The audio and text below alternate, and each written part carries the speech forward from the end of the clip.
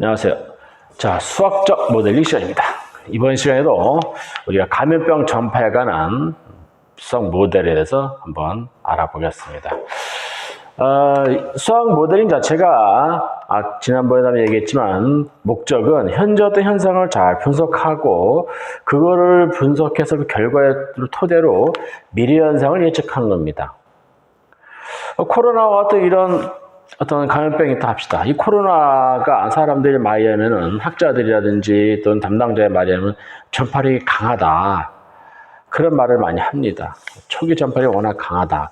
그리고 많은 사람을 감염시킨다 하는데 이런 것들을 우리가 추상적으로 말하는 것보다는 어떤 구체적으로 우리가 상황을 분석해서 수치화해서 판단한다면 우리가 이 전파력, 이런 감염병이 전파하는 전파력에 대해서 적절하게 대처할 수 있을 겁니다. 자, 우리는 이제 그에 대해서 한번 이번 시간에 조금 알아볼 생각입니다. 자, 우선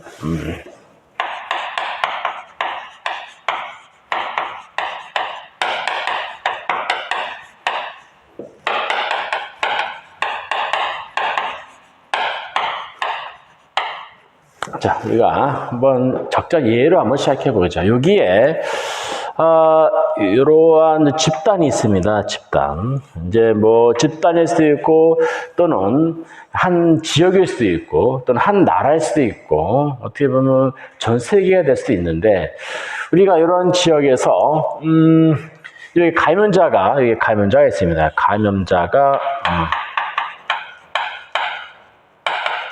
자가 있습니다. 여기에 그 다음에 감염 대상자가 있습니다.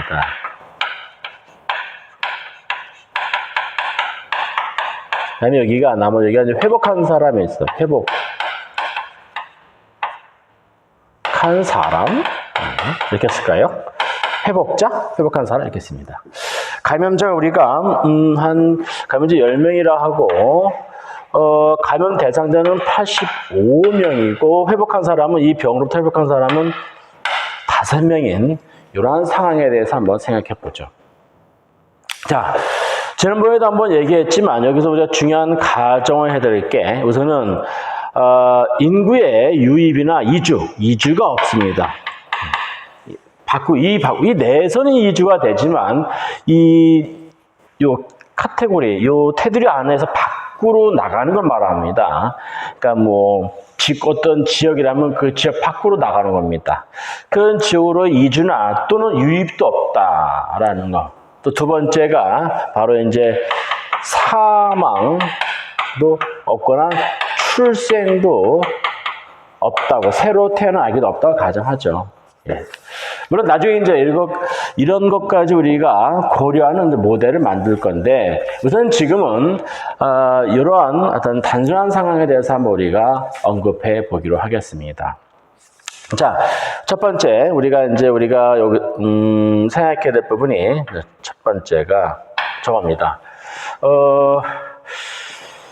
어떤 질병을 일으키는 어떤 전파율, 즉 전파율 얼마큼 그 다른 감염자가 건강한 사람, 대상자였다가 병을 잘 전파하느냐, 그 전파율 또는 다른 말로 우리가 발병률 할까요? 발병률. 이게 0.1 할까요? 0.2 정도 우리가 추정합시다. 그 다음에 이제 이 집단, 이 안에 100명이라는 구성된 집단인데 여기 이제 감염자든 감염 대상자든 회복한 사람이든 모두 나가게 적절하게 따르는 사람을 만날 수 있는 평균적으로 하루에 평균적으로 다른 사람을 만날 수 있는 기회, 즉 접촉할 수 있는 횟수. 자, 접촉 횟수. 이걸 이렇게. 이때는 평균입니다. 평균적으로 접촉하는 횟수를 5번 할까요? 5번? 5번 하죠. 예. 자, 그러면 이제 우리가 생각해 볼 부분이 이제 그러면은 확진자, 감염자 한 사람이 하루에, 요거는 이제 하루입니다. 하루에 접촉해서 하루입니다. 예. 자, 감염자 한 사람이 하루에 접촉해서 감염시킬 수 있는 사람 몇 명일까요? 예. 그러면 이제 우선은 한 명이 이제 감염자가 한 명이 5명을 하루에 만나는데 그 사람마다 감염시킬 확률이 0.2니까 얘는 바로 한 명이 됩니다. 감염자가 접촉해서 감염시키는 사람은 한 명인데 이제 여기에 우리 빠뜨린 게 하나 있죠. 우리는 여기서 접촉했어라는 것은 감염자든 회복자든 감염돼서 이 사람 모두에 대한 겁니다. 우리는 감염 대상자가 몇 명이냐가 필요합니다. 요 안에서 요 사람들만 감염시킨 거니까. 따라서 실질이 얼마나 되냐? 여기다가 이제 1명, 그다음에 5번 만나고, 그다음에 감염률이 0.2이고, 그다음에 곱하기 100분의 85. 곱해야 되죠. 이러면 이제 어떻게 되냐? 이렇게 되면은 바로 감염 대상자. 요 안에서 몇 명이나 감염시킬 것이냐라는 겁니다. 따라서 이것은 아까 이게 1이었죠? 1이고 요게 100분의 85니까 0.85 이렇게 됩니다. 평균적으로 0.85명, 한 명은 안 되네요. 0.85명 정도로다가 감염시킬 수 있다라는 겁니다. 하루에. 예. 우리 이제 사람을 0.85명 하니까 어떻게 소수를 끊길 수 있는 게 하지만 우리 이것은 이제 우리가 그냥 어떤 수치화한 것 뿐입니다. 예. 자, 그런데 만약에 이 감염자가 이제 전체적으로 감염시켜서 만약에 감염자가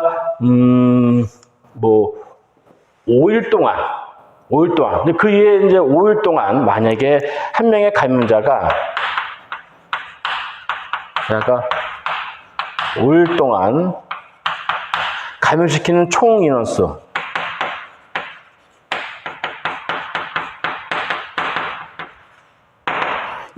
예. 이제 그 이후에는 이제 병에서 난다 합시다. 아니, 낫거나 아니면 이제 치유가 되는 겁니다. 그러면 이제 이 사람이 그러면 얼마냐면 5일인데 하루에 0.85니까 5 곱하기 0.85 해서 얼마냐? 5, 8이 40에 5, 25니까 4.25가 되겠네요.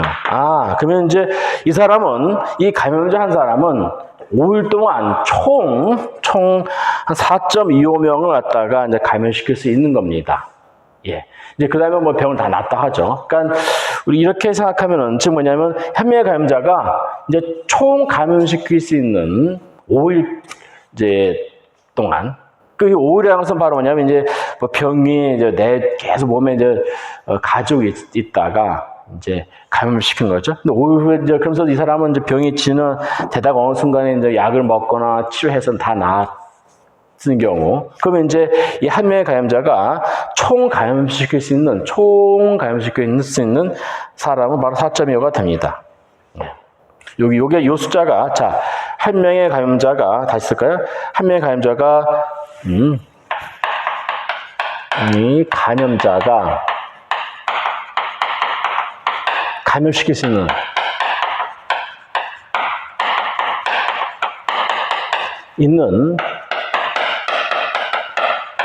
총 감염자 수. 이가 바로 얼마냐? 4.25명이 됩니다. 이 숫자가 매우 중요합니다. 이 숫자를 뭐라 부르냐? 이 숫자 우리가 얘를 기초 감염병 재생산 수라고 부릅니다. 얘를 우리가 보통 기호로 R제로 씁니다. 이어서 기초 감염병 재생산 지수. 기초 요게 바로 뭐냐? 요게 바로 얘가 기초 감염병 재생산 지수.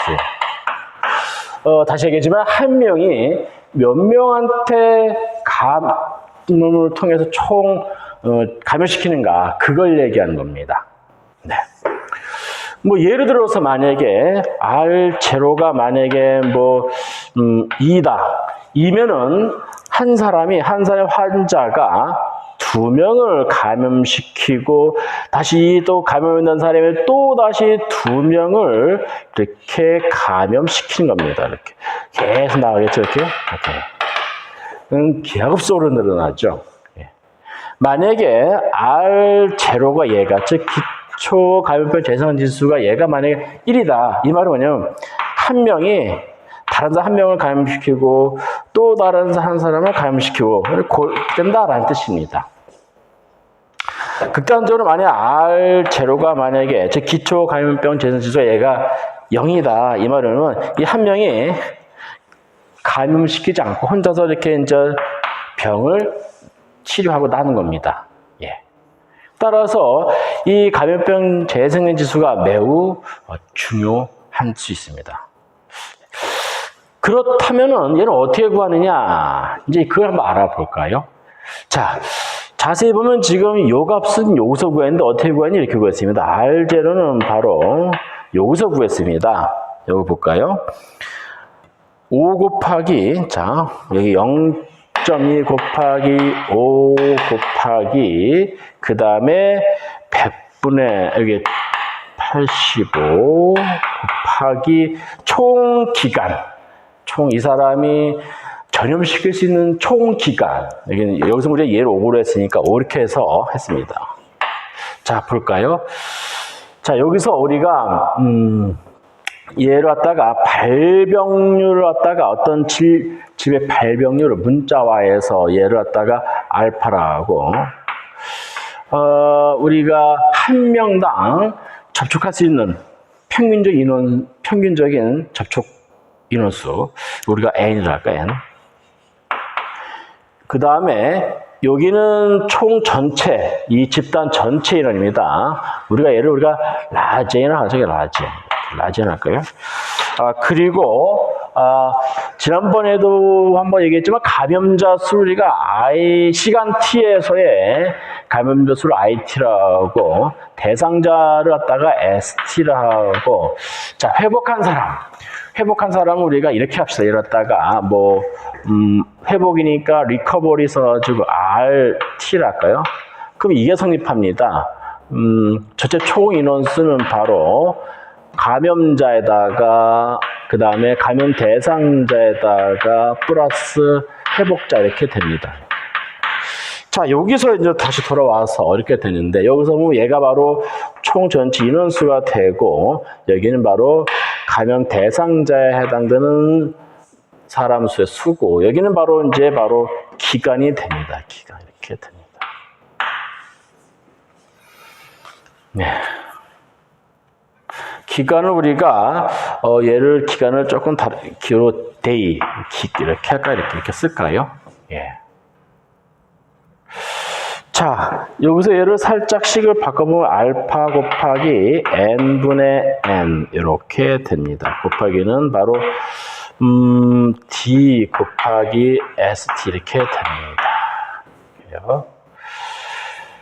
자, 여기서 이제 한 가지 또 언급할 부분이 하나 있는데 이겁니다. 자, 얘가 바로 요게 바로 뭐냐?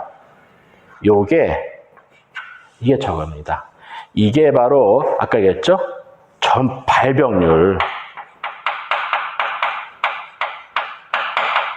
발병률입니다. 그러면 얘가 뭐냐?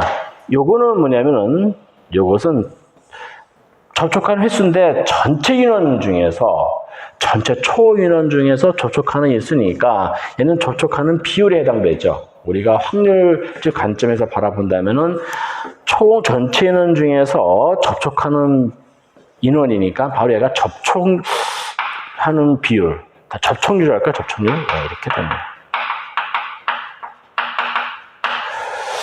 그 다음에 얘는 바로 우리가 얼마큼 이 질병을 가진 사람이 전파를 하는가. 즉, 그럼 병을 가지고 있어야 되겠죠. 가지고 전파하는 거죠.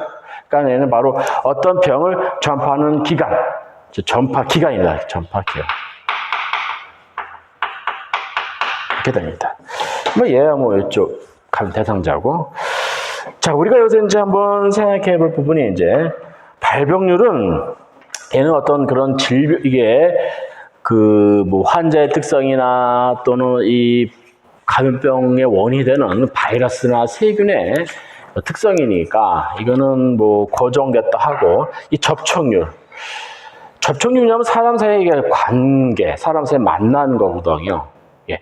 그러면은 바로 R0 값을 갖다가 우리가 얘를 조절할 수 있는 방법이 뭐냐? R0 값을 우리가 어쨌든 1이거나 적어도 1보다는 작게 하면 되거든요. 1이면은 자기 자신만, 이게 한 사람씩만 감염시키지만 1보다 작다면은, R이 1보다 작다면은 언젠간 이제 이게 전파가 사라지거든요. 따라서 이 값을 우리가 얘를 1보다 작게 해야 되는데, 어떻게 작게 하느냐? 얘는 이제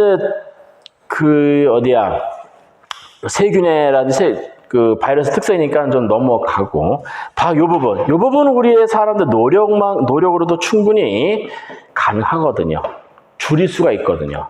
바로 요새 그 방역 당국에서 많이 얘기하는 사회적 거리두기. 얘가 바로 그 사회적 거리두기. 바로 옵니다. 이 사회적 거리두기를 통해서 접촉률 떨어뜨리자라는 겁니다.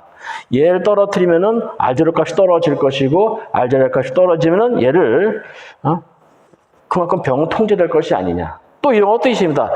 전파 기간을 줄이자. 아까 그랬죠. 한 사람이 병을 전파할 수 있는 기간인데, 만약에 빨리 발견해서 격리시켜가지고 치료를 한다면, 어쨌든 격리만 돼도 다른 사람한테 전파할 수 있는 기간이 짧으죠. 따라서 요것은 바로 그러한 의미가 있습니다. 그러니까 전파 기간을 줄이자. 이게 이제 요거는 당국의 노력이 필요한 것이죠. 빨리 그 감염자를 찾아서 격리시킨다면 요거는 줄일 수 있고, 이것은 우리 사람들의 노력을 필요로 함지죠. 예, 이렇게 됩니다. 그래서 이제 이런 R0 값을 줄이는 목적으로서 이런 요소들을 우리가 생각할 수 있습니다. 자, 여기서 한 가지 이제 또 이런 것도 있습니다. 덧붙여서 보면은, 만약에 여기서 이제 D가, 왜냐면 D는 이게 5일 동안이죠. 바로 D가 5였는데 얘가 5가 뭐냐? 얘는 5일. 5일이 5일. 예. 확진자 한 명이 병을 퍼뜨릴 수 있는 기간에 5일이 합니다. 이것을 역수를 취해볼까요? 역수? 5분의 1. 얘는 바로 이렇게 되겠네요. 단위가 1. 여기는 명이 됩니다. 명 이렇게 되겠죠? 이게 무슨 의미일까? 이게 이런 의미가 있습니다. 이것은 바로 뭐냐면, 이것은 병에서 낫는 비율입니다. 이게 바로, 이게 다른 얘기를 이제 적당한 용어를 찾기가 쉽지 않았는데 이겁니다. 얘는 바로 뭐냐면은, 건강을 회복하는 하루에 건강을 회복하는 비율입니다. 얘를 만약에 얘를 갖다가 요가 소리가 얘를 람다로 할까요? 람다로 해볼까요? 그러면은 바로 D는 람다분의 1이 되죠. 그래서 R0는 이렇게도 쓸 수 있어요. R0는 우리가 이렇게도 씁니다. 바로 알파 곱하기 n분의 n의 st에 여기가 람다분의 이렇게 돼요. 람다분의 이렇게 돼요. 이렇게 됩니다. 우리가 이렇게 우리가 할 수가 있습니다. 이렇게 됩니다. 자, 됐습니다. 이렇게 해서 우리가 이 기초 감염병 재생산에 대해서 이걸 지수화해서 한다고 했는데, 자, 우리가 이런 게 있습니다. 이게 어디서 나왔느냐? 이게 사실 이거에 대해서는 언제 나왔냐면은 옛날에 스리랑카에서 맥도날드라는 교수가 학자가 스리랑카에서 발병하는 말라리아를 대해서 예측을 하고자 했습니다. 이 말라리아라는 병이 퍼질 것인가 아니면은 이렇게 좀 지나다 사라질 것인가를 조사했습니다.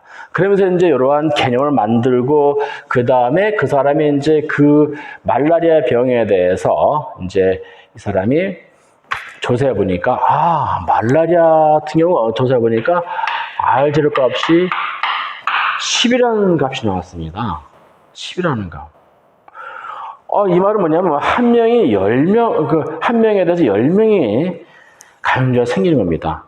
즉 이렇게 우리가 생각하면 됩니다. 한 명이 여기 있는데 이 사람이 모기가 이 한 사람 말라리아 걸린 사람 갖다가 물어요. 가지고 이 사람 피를 뽑아서 쫙 퍼져가지고 10명의 사람한테 말라리아를 감염시키는 겁니다. 예. 굉장히 큰 수죠, 이게요. 그러니까 빨리 이런 통제하지 않으면은 어쩌면은 그냥 정말 기업적으로 며칠만 돼도 막 수백 명이 그냥 한순간에 말라리아 감염될 수 있는 겁니다. 예. 이렇게 이런 수치를 보면은 우리가 얘는 정말 병이 전파될 것인지 아니면은 그냥 소멸할 것인지 알 수 있습니다. 참고로 여기 이런 것도 있어요. 우리가 용어를 쓸 때 아까 R제로 0일 때 있는 소멸하는 거 소멸. 예. 이렇게 되고 R제로가 1이면은 얘는 그냥 지방 풍토병. 그냥 엔데믹이요. 그래가지고 거기서 그냥 그 지역 내에서 발병하고 거기서 끝나는 겁니다. 더 확산되지 않고. 근데 R제로 2가 된다. 얘는 이제 확산돼서 나가는 겁니다. 그래서 코로나 같은 경우 우리가 그 WHO에서 팬데믹이라는 용어를 썼죠. 팬데믹이요. 팬데믹. 우리가 세계적 대유행이라고. 이런 말을 쓸 정도로 이 코로나는 굉장히 전파력이 강한 걸로 우리가 알고 있습니다. 자, 한번 우리가 그러면은 이거에 대해서 한번 조금 보면은 역사적으로 우리가 이제 1900년대 초에 정말 굉장히 많은 사람을 죽음에 이르게 했던 스페인 독감. 스페인 독감 같은 거 알아보니까 스페인 독감은 R제로가 얘가 1.8 정도 된다 합니다. 그리고 이제 사스는 R제로가 얘가 3인 정도 된다 합니다. 굉장히 큰 숫자죠. 그러니까 한 명이 3명을 감염시키고 3명이 또 각각 3명이니까 9명 감염되고 굉장히 큰 숫자입니다. 기합선이라는 거죠. 자, 그 다음에 이제 또 처음에는 이제 이 사스에 대해서 우리나라는 그 다른 일부에서는 이제 얘를 갖다가 낮은 수치를 봤어요. 한 0.6 내지 0.8 정도로 봤다가 이게 잘못 판단한 것이죠. 나주가 3 됐는데 이제 그런 잘못된 판단으로 해서 서투른 판단에 의해서 급속도로 이게 증가됐는데 어쨌든 간에 이렇게 올바른 정확한 판단이 필요합니다. 자, 그렇다면 이제 우리는 어떤가? 우리나라는 어떤가? 우리나라는 이번에 코로나 같은 경우 코로나19죠. 코로나19 같은 경우는 초기에는 이렇게 높지 않았는데 이제 특정 환자가 특정 지역에 가서 갑자기 퍼졌죠. 그때 최대 거의 900명에 육박하는 하루 증가 인원이 최대 800명, 900명 육박할 정도로 증가 인원이요. 그 정도 됐는데 그 당시 그 R0 값은 추정하면 R0 값 그때 아마 5.6 정도로 아마 당국에서 추정했습니다. 이게 한 명이 거의 5명에서 6명을 전파시키고 그 한 명당 또 5명에서 6명을 또 전파시키는 겁니다. 이렇게. 그러면 이게 개업수는 팍팍 늘어나는 것이죠. 근데 이제 지금은 이제 다행히 이제 당국의 노력도 있었고 또 우리 국민들의 어떤 노력도 있었죠. 사회적 거리도 하고 마스크도 착용하고 하다 보니까 많은 노력을 통해서 이게 감소가 됐어. 지금은 이제 하루에 발병률이 거의 10명 내외. 지금은 뭐 한 3, 4명 정도 이렇게 발병이 되는데 그것도 이제 국내의 지역 감염도 있지만 이제 해외에서 우리 교민들이라든지 우리나라 사람들 귀국해서 이제 유입된 감염도 있고 그렇다 하더라도 10명 내외로 아주 극히 적은 수죠. 지금은 방역 당국에서 지금은 R0 값을 1 이하로 지금 보고 있습니다. 그러니까 이제 1 이하로 본다는 말은 무슨 말이냐? 통제 가능하고 언젠가는 사라지지 않을까라는 기대를 할 수도 있는데 이제 이거는 이제 현재 상황이고 이제 코로나라는 게 무증상으로 퍼질 수 있기 때문에 이제 당국에서는 좀 긴장을 하고 있죠. 예. 자, 이거 연관지수 하나 더 생각해 볼 게 있습니다. 한 번 더 생각해 볼 게 있는데 우리가 이런 게 있었죠. 여기 좀 지울까요, 여기요? 예. 지울까요? 간단한 거 하나만 더. 우리가 스웨덴이라든지 또는 영국 초기 영국 같은 경우 코로나가 발병했을 때 우리가 집단 면역이라는 말을 썼습니다. 집단 면역. 네. 매스 백시네이션을 집단 면역. 그래서 한 70% 정도 한 국민의 70%가 이 몸 체내에 항체를 가지고 있다면은 이 병은 괜찮을 거다라고 얘기를 했습니다. 자, 이게 무슨 말이냐? 이게 무슨 말이냐? 한번 이거 한번 생각해 볼까요? 자, 아까 이제 어떤 이제 질병에 대한 어디지 여기에 기초감염병 재생산 지수가 있습니다. 그런데 이제 당국에서 이제 노력한다든지 또는 자동으로 몸에서 이렇게 면역이 생긴다든지 또는 백신을 맞는다든지 그렇게 하게 되면은 이 값이 바뀝니다. 아까도 여기가 초기에는 코로나19 우리나라는 초기 5.6이었지만 당국의 많은 노력과 국민들의 많은 노력으로 인해서 얘가 줄었듯이 얘가 이제 이 값이 이제 바뀔 겁니다. 얘는 이제 초기에 그렇다는 것이고 그런 어떤 작용을 통해서 값이 바뀔 것입니다. 얘가 이제 어떤 값을 바뀔 거다. 어떤 값을 바뀔 거다. 만약에 이제 국민의 많은 사람들이 몸에 항체가 생겨서 이제 그 병에서 감염될 사람이 적다. 그 말은 뭐냐면 바로 이 R0 값이 바뀐다라는 거거든요. 그러면 얼마큼 바뀔 것이냐? 국민의 비율, 몇 명의 비율이 그게 이 면역에, 즉, 면역을 띄어야 면역성을 가져야 되느냐. 이제 그게 이제 중요한 이슈가 되는 겁니다.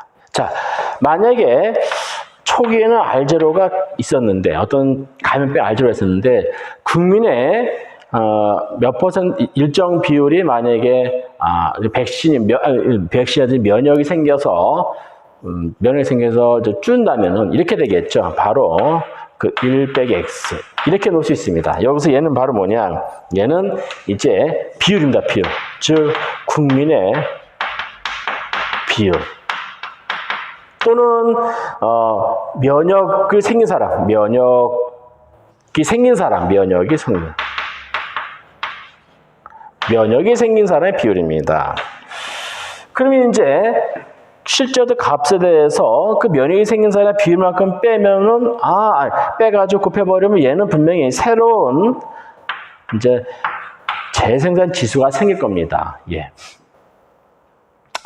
근데 우리는 아까 얘기했죠. 얘가 소멸하려면은 적어도 같으면은 얘가 2하고 1이 된다면 계속 남아있는 거지만 얘가 만약에 1보다 작게 되면은 언제나 소멸할 거다. 그러니까 우리가 원하는 것은 바로 뭐냐면 얘를 1로 줄이자라는 겁니다. 1로 줄이자.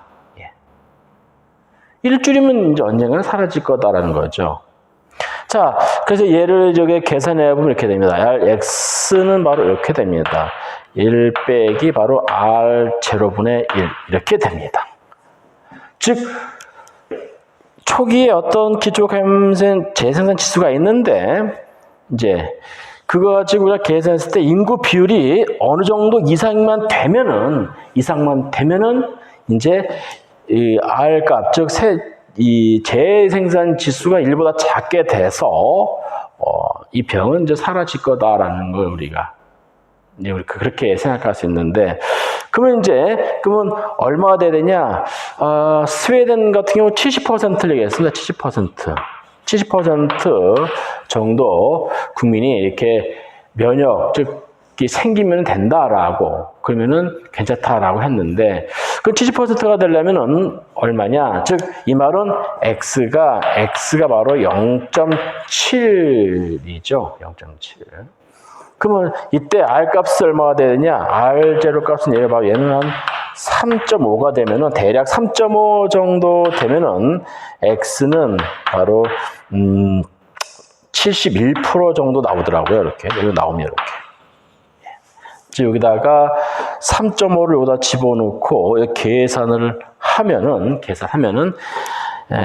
대체로 한 X 값이 0.7 얼마 나오니까 71%가 됩니다. 그 말은 뭐냐면 이제 아마 그 당시에 이제 이 스웨덴에서 70%를 잡은 게 아마 R0 값, 즉 이 코로나라는 이 질병, 이 감염병에 대해서 아마 그 R0 값을 대체로 아마 3.5 정도로 잡은 것 같습니다. 그러니까 그 국민의 70%가 이제 면역만 생긴다면은 이 병은 사라질 거라고 유출했던 것 같습니다.